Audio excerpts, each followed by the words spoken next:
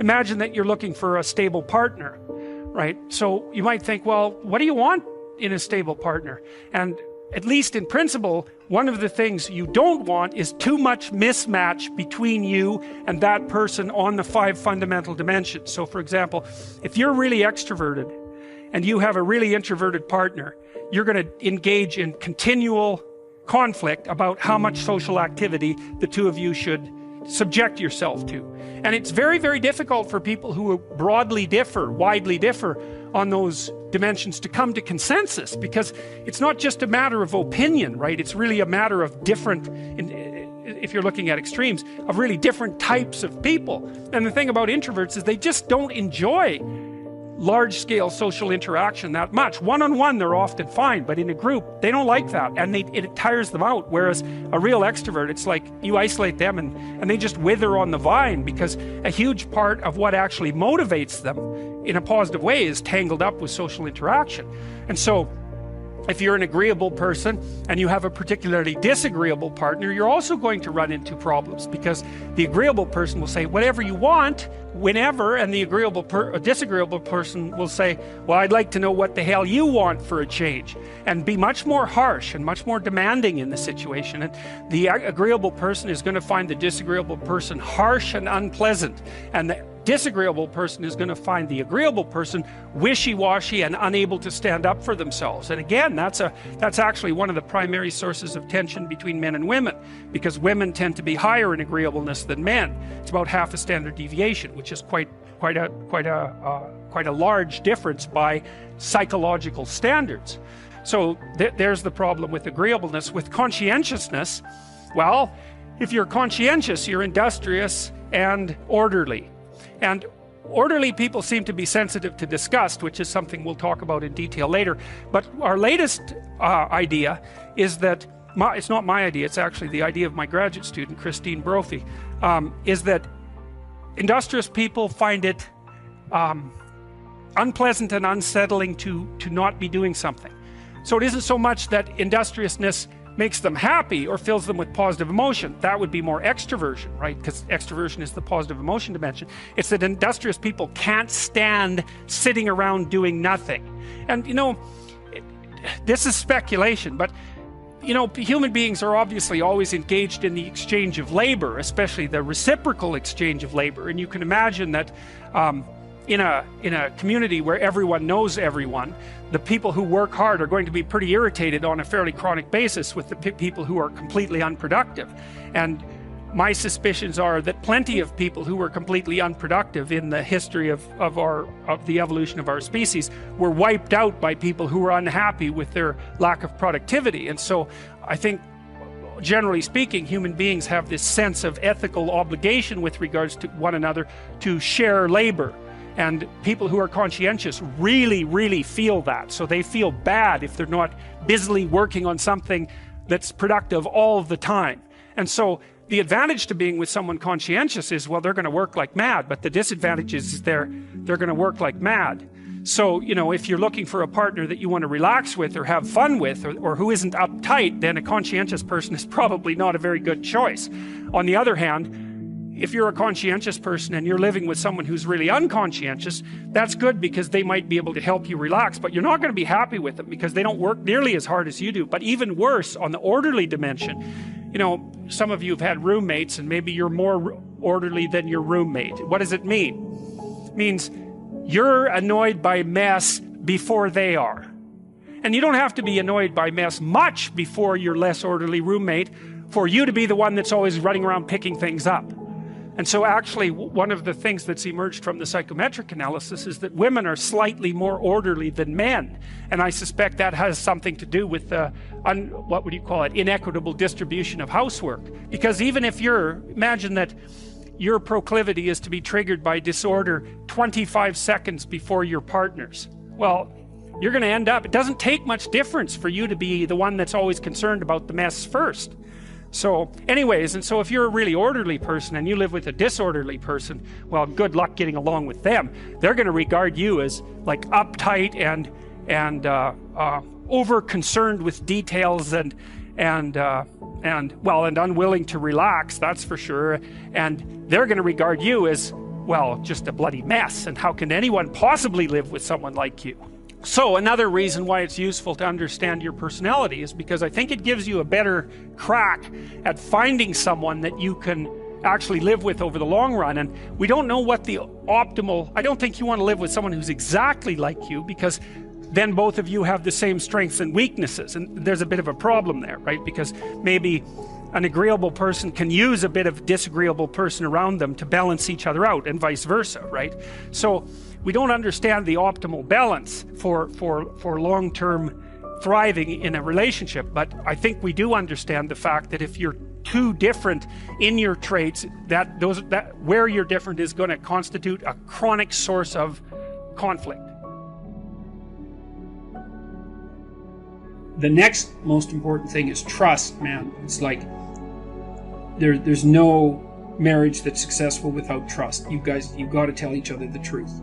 And one of the reasons that Jung believed that marriage and an oath, and Carl Jung, as a bond was necessary, it's really wise. It's like, telling the truth to someone is no simple thing, because there's a bunch of things about all of us that are terrible and weak and reprehensible and shameful and all of those things, and they kind of have to be brought out into the open and dealt with. And you're not going to tell the truth about yourself to someone who can run away screaming when you reveal who you are. And so the marriage bond is something like, okay, here's the deal. I'm going to handcuff myself to you, and you're going to handcuff yourself to me. And then we're going to tell each other the truth, and neither of us are going to get to run away. And so once we know the truth, then we're either going to live together in mutual torment, or we're going to try to deal with that truth and straighten ourselves out jointly. And that's going to make us more powerful and more resilient and deeper and wiser as we progress together through life. And I think that's absolutely brilliant, because if you leave the back door open, man, you're going to use it, that's for sure. And the oath is there, and this was Jung's commentary on the spiritualization of the human pair bond by Christian marriage, for example, which emphasized the subordination of both members of the marital union to a higher order personality that was embodied in the figure of the Logos. So the idea is that in the Christian marriage, for example, the man isn't the boss and the woman isn't the boss. The boss is the mutual personality composed by the seeking of truth in both of them, and that's conceptualized as their joint subjugation to the Logos. And that is absolutely dead on, man. It's like the ruler of your marital life should be your vow to tell each other the truth.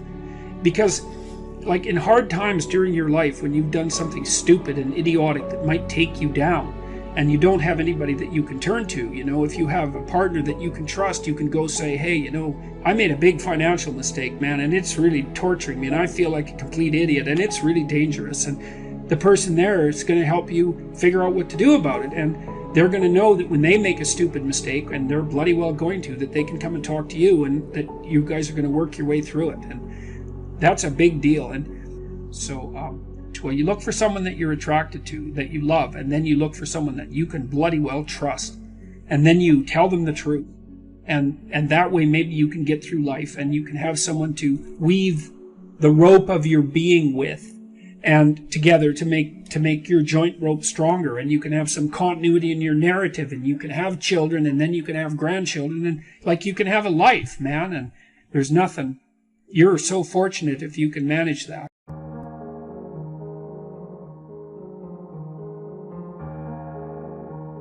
Sometimes from a delightful experience or a tragic experience, it can be the day that changes everything. For me, it was the Girl Scout that knocked on my door when I was 25 years old and gave me the big presentation about Girl Scout cookies, and I wanted to buy. She said, it's only $2, several flavors.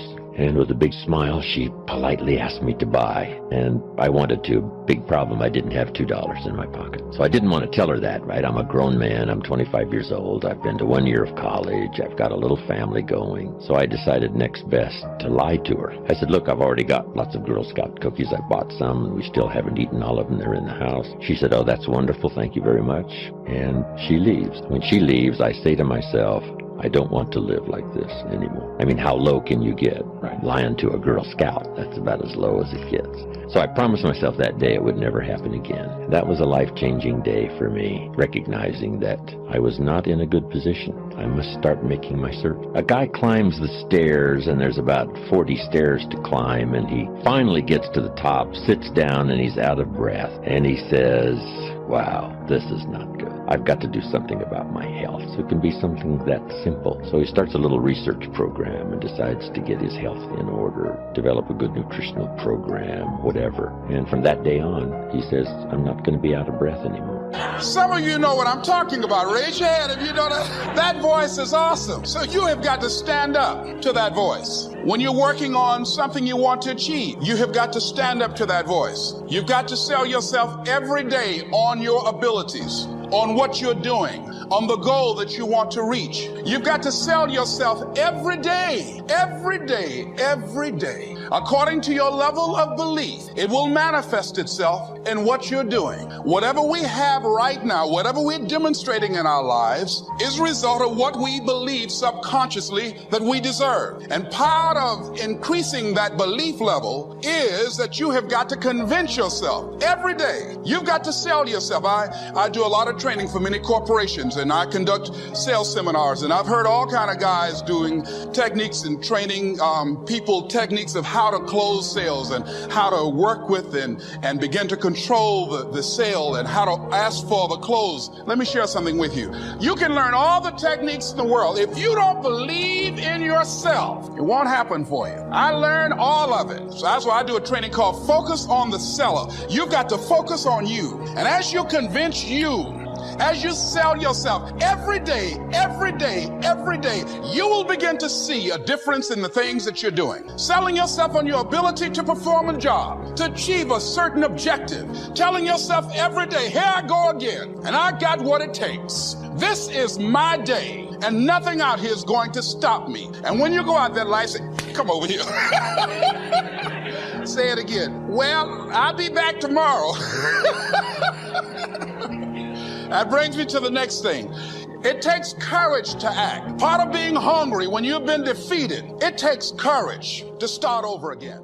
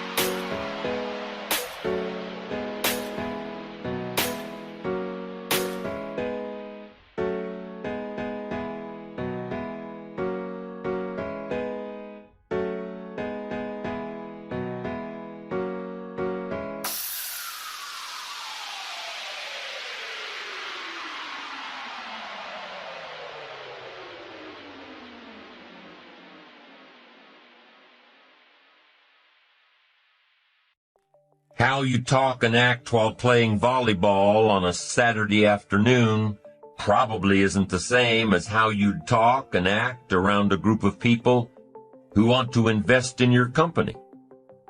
How you communicate with your old friends and family members is probably an abbreviated version of how you should communicate in a high-powered business setting. When you meet a new group of people, you must watch and listen and be alert before you decide on the appropriate communication style. You might greet old friends with a slap on the back and a tasteless joke, but you certainly wouldn't greet a multi-million-dollar opportunity that way. You must take a few moments to study the temperament of your audience. Listen to how they communicate with each other. Watch how they react to situations and comments. Study your audience, lest you engage in some behavior that will prove inappropriate and costly. Some people would make about $150,000 a year, but they have to be satisfied with about $50,000 because their behavior is costing them the rest of it. They've got the skills, but their behavior is costing them. Keep setting them aside. So let's talk about some of those things in the marketplace that might cost you more than you want to pay. Here's one: bad language. You've got to be careful with language in the marketplace. You've got to be careful here. Some language is more appropriate for the bar. So what should you do? Leave it in the bar. Or else what? You'll have to pay the consequence. We must all be students of consequences, things that cost us, and language is one of the most important ones to consider. Language in the marketplace. Now, if you cuss and tell dirty jokes in the marketplace, that's acceptable to who? Other people in the marketplace who cuss and tell dirty jokes. You've got no problem with them. Matter of fact, they'll probably enjoy having you around. But if you cuss and tell dirty jokes to those who'll be offended, then what? They certainly won't want to have you around. And what happens then? It'll cost you. Next one, being late. In some circles it's acceptable, but I'm telling you, most people view being late as being disrespectful. Disrespectful of their time. And if they feel that you're disrespectful of their time, they'll also feel you're disrespectful of their business. Why? Because everything affects everything. Now, if you have a legitimate excuse and your reputation already says that you're punctual, then you might get away with it a time or two. But be careful about being late. One day you just may be too late to close the deal. Be on time. You've also got to be careful about using inside lingo on the outside world. Your industry's buzzwords are just that. Your industries. Be careful not to use this terminology on the outside. People who speak computer language, they've got to learn to shift gears when they go out into the open marketplace. So watch your lingo. Remember to shift gears from the inside lingo to the outside world.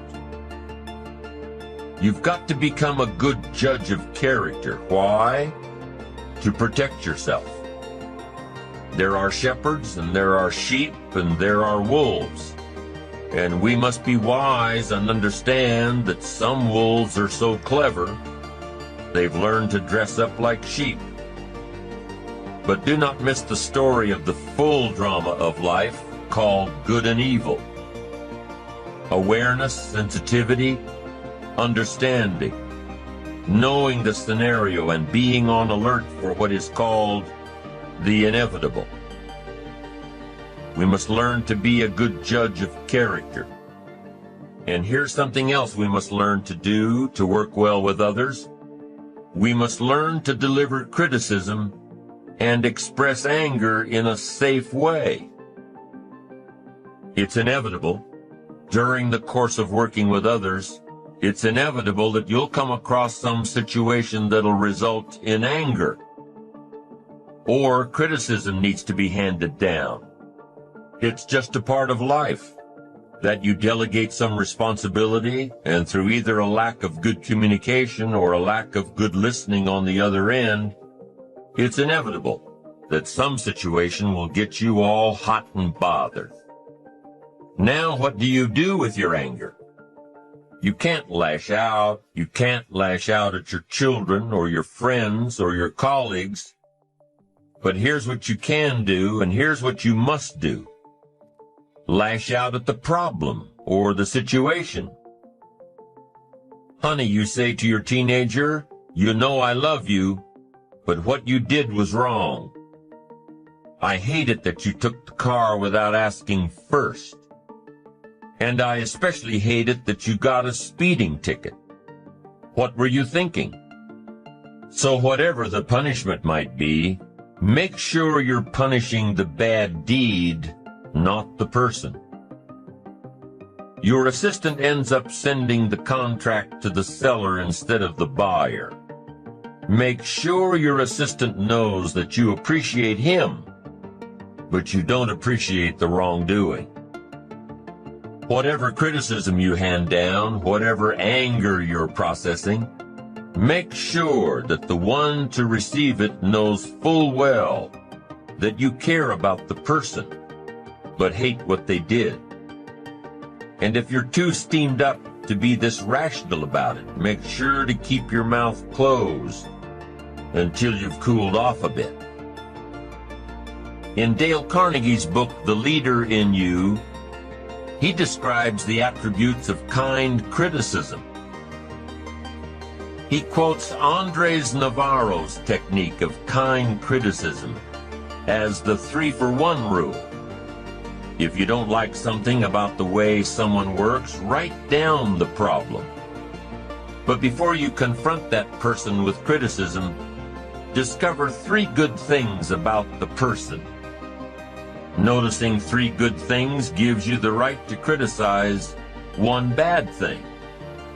Interesting thought. Criticism after appreciation. With well-delivered words, well-chosen words, you can admonish the doing without admonishing the doer. This is important. You love the person. You hate the act. Make sure they know the difference. You don't have to couch the words. You don't have to hide your anger or disappointment. But you do have to make sure that your communication is effective so that the wrongdoing will never be done again.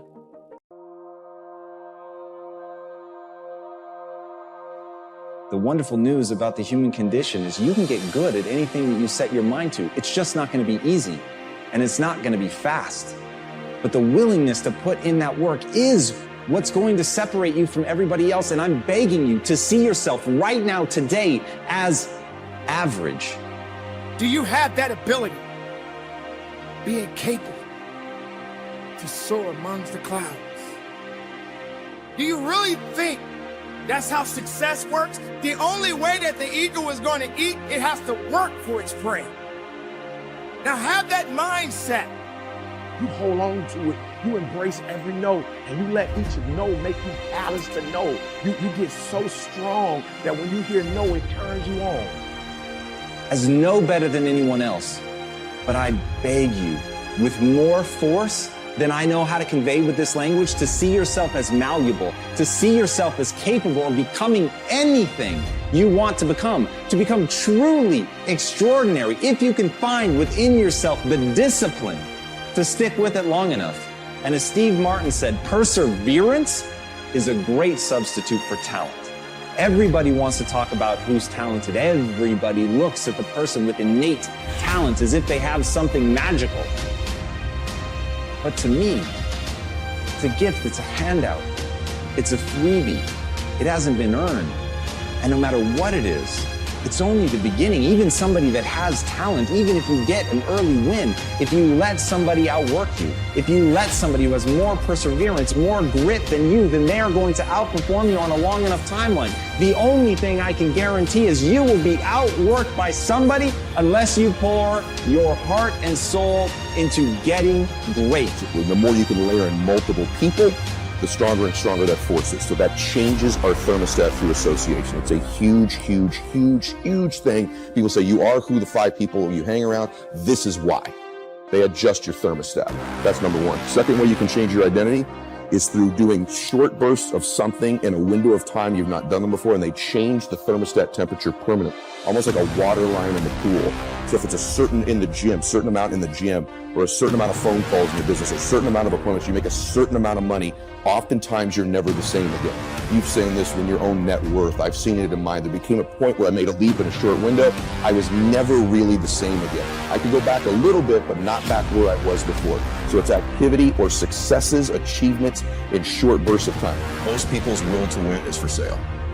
It's for sale. Most people's will is for sale. To win is for sale. They can be bought. I can't be bought. So if we give you if we give you just enough money, if there's a certain dollar amount, you'd stop working hard. Wow, Give you a title, you stop working hard. If you don't take days off, if you put yourself into it as if your life depended on it, when you act like that, then you've got a chance to be great. And as Robert Horry said, pressure can bust pipes, but it can also make diamonds. You've got to want that pressure. You've got to want things to be hard. You can't seek out the easy life. You can't just hope and pray that you can uncover inside of you some talent that's laid dormant that you didn't know about that's going to let things be easy for you. Don't want the easy. Want the hard. Want the pressure. Want the thing that's going to turn you into something. Because when it's easy, you don't work for it. When it's easy, you don't push. When it's easy, you get surpassed by the person who has to give it their all, who's prepared to do blood, sweat, and tears in order to become that thing that they want to be so badly because they are so fucking angry that they were never given anything. And with that chip on their shoulder, they're determined to become anything that they set their mind to. We give you a car or a plane or a house. That's the book, bro. That's the book. Is that the book? Yeah, that might be the book. That is the book. So your will to win is for sale. That's right. And I decided once I realized that, because I watch it happen with people in their body and their finances and their family and their faith, whatever it is, I'm not for sale. So there isn't a place you're going to buy me. You can't get me. There's not a stop, a place, a destination where you're going to get me to relent, to quit. I want to improve. That doesn't mean I don't struggle with my motivation from time to time. Doesn't mean I don't get confused or down. Of course I do, but I'm not for sale. You can't buy me. And you know this too. We see friends of ours, even guys in their 60s, and they sold their company for blah, blah, blah. And now they golf 9 days a week or whatever, you know? That's fun, but they're for sale. They were bought. You were bought. You were for sale. I'm not for sale. I remember going, all the work I put into this, all the hopes my family and I had, all the travel ball, everything we did, all the games, all the great plays, all the errors I made, the fly ball I dropped at Fullerton, you know, all that stuff. I was going to get drafted, then I did all that stuff, right? The guys I played with, over. Hey, I can't get anything unless I go after it.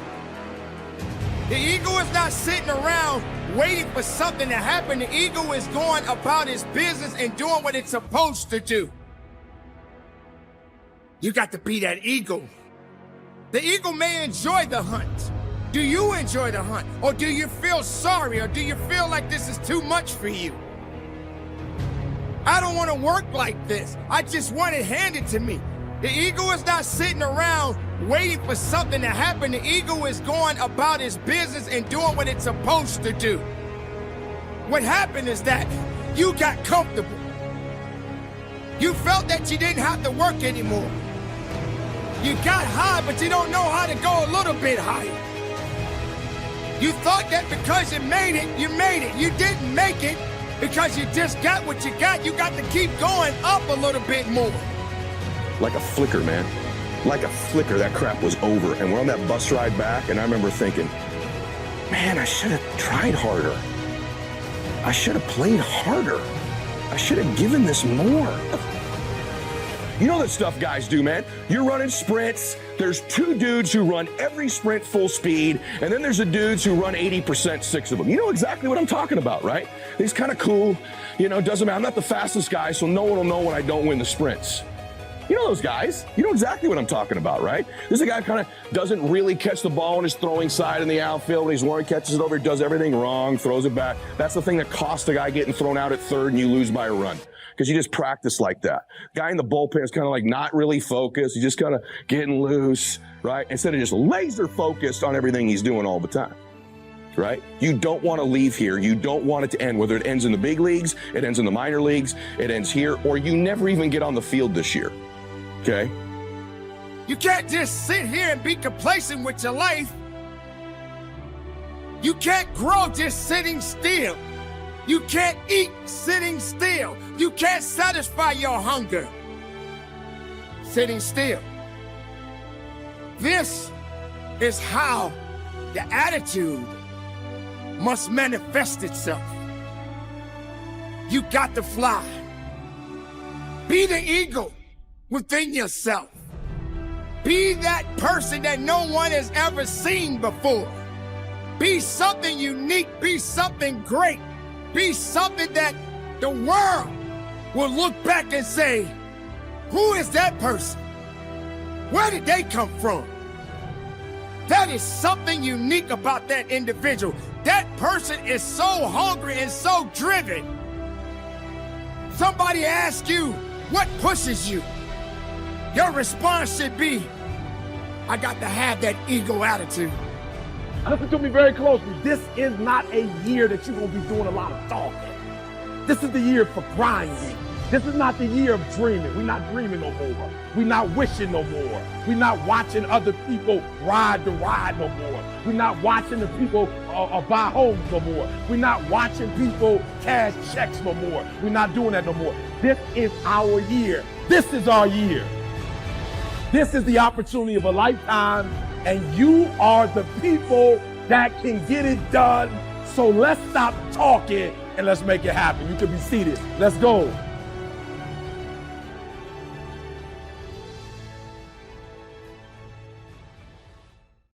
I want to go to audience questions, and I hope you all have sent some to the Iconic Tour hashtag. I'll go to those in just a sec. But from politics back to entrepreneurialism and entrepreneurship, you've built businesses, you've faced business challenges, you have talked to people like the people in this room, entrepreneurs. What do they ask you most, and what do you tell them? Time. Time seems to be the largest issue. How many of you have time issues in running your business, having to have a life and your time? Can I see your hands out there who feels like that's there? So you can see it's about 90%. There you go. Yeah. But the issue of time is not the real issue. The real issue is that they're operating as an operator, not an owner. Yeah. And so what I start to do in the beginning, you have to do both, right?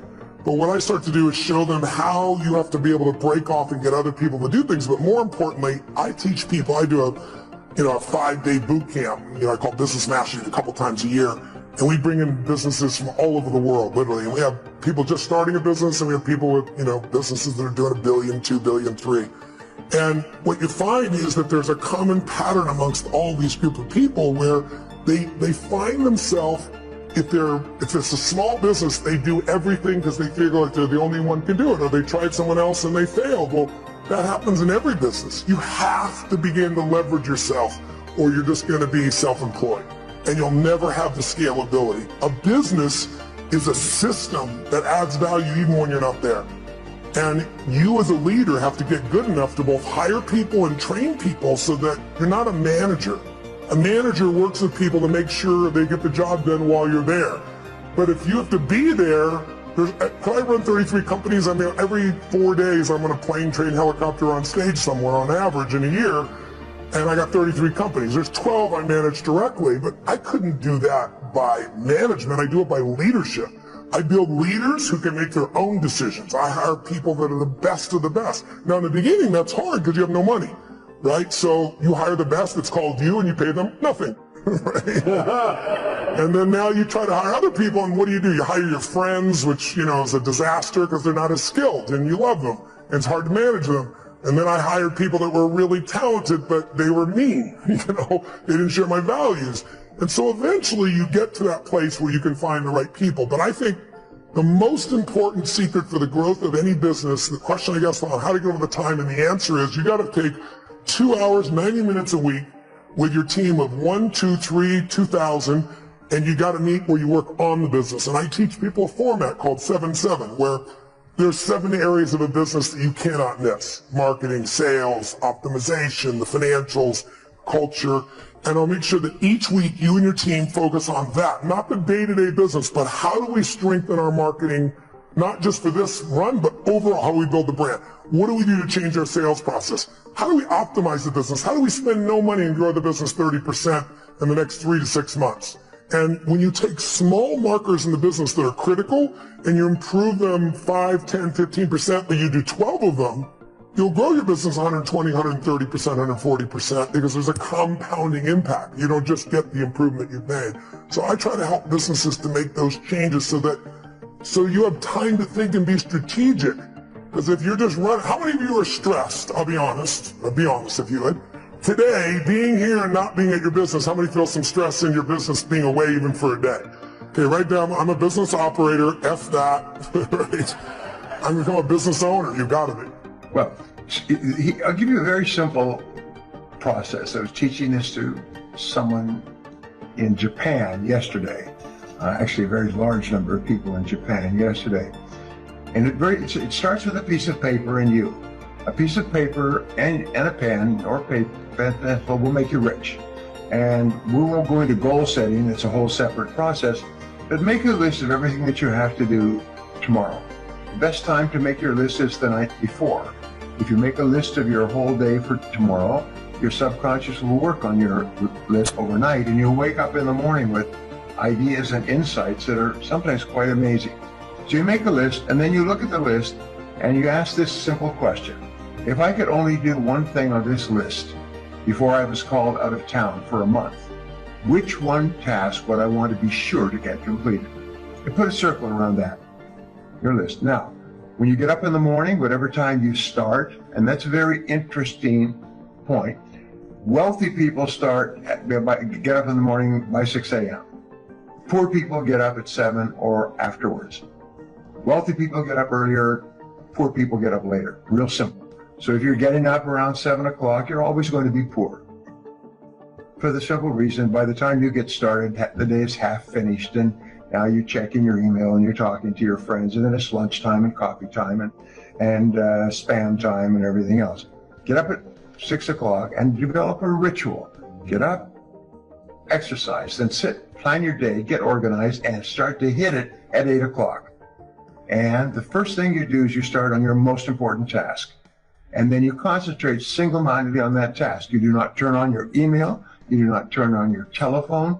You don't do anything except that one task. And you just do this one task until it's completed. Now, you've already agreed with yourself and the world that there's nothing more valuable in the world than you could do than this one task. So do this. And if you develop a habit of getting up in the morning and starting and completing your most important task, it will transform your life. It's one of the most incredible productivity habits ever discovered.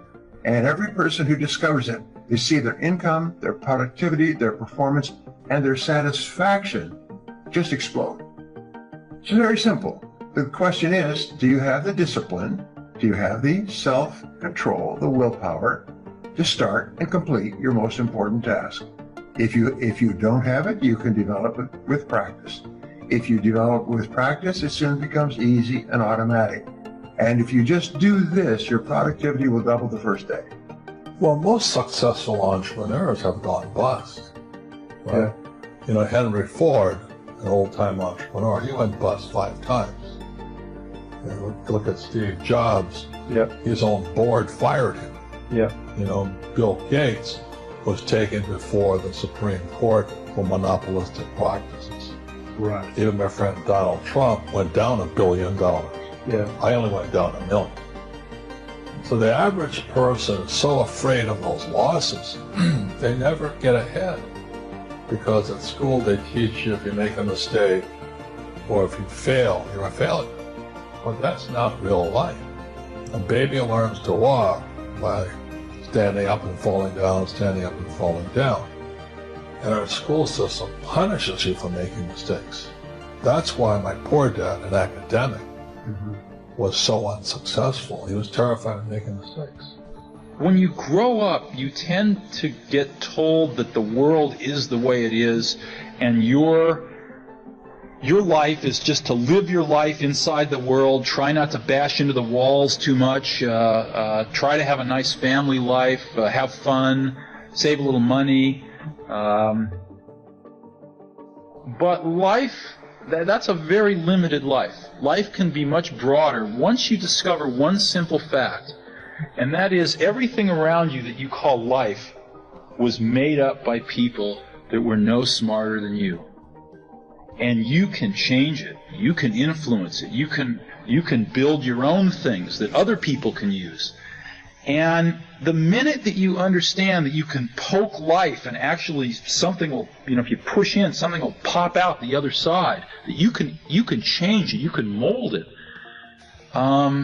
That's maybe the most important thing, is to shake off this erroneous notion that life is there and you're just going to live in it, versus embrace it, change it, improve it, make your mark upon it. I think that's very important. And however you learn that, once you learn it, you'll want to change life and make it better, because it's kind of messed up in a lot of ways. Once you learn that, you'll never be the same again.